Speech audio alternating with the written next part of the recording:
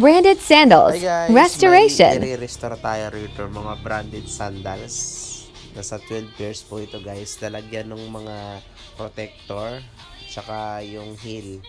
Hey Yan sa takong guys, niya. tapos na nating i-restore yung mga branded sandals ni ma'am. Sa Prada yung ginawa dito, protector. Yan guys, so nilagyan natin ng protector tsaka heel. Yan. Tsaka cleaning na rin. This is Prada guys. Dito naman sa Dior, cleaning lang. May dating protector na kasi to. Tapos another sa Prada. Prada protector lang din. Nilagyan na ng protector. Dito sa Gucci is protector and heel. Ay hindi na. Wala na. And cleaning. Dito naman sa Manolo Blahnik. Mahal yung shoes na to ah. Dito naman sa Manolo Blahnik, protector lang din yung ikinabit natin dyan. Yan. So yung protector para hindi magagasgas yung ano niya, yung sole niya, yung outsole. So mahal to guys, nasa bago siguro nito, nasa kulang-kulang ng 49k, 30 to 49. Kung di ako nagkakamali. Dito naman sa Jimmy Choo, made in London. Mga 70k yan. Ito? Oo. 60 to 70. Protector lang din. Yan. Yan tatak.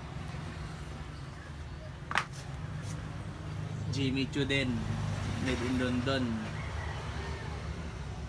Ito lang yung heels. Tapos sa Prada heels ang pinalit, tapos ito yung ano niya, yung protector. Ito sa Gucci, made in Italy. Heels lang. Jimmy Choo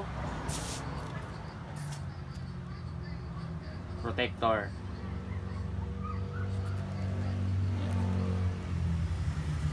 Made in London. Sa Chanel. Sa Chanel, ito protector. Tsaka yung heels niya, inayos natin. Oo, 74,000. Dito sa Prada. Ha? Nasa 74,000 GBP. Prada.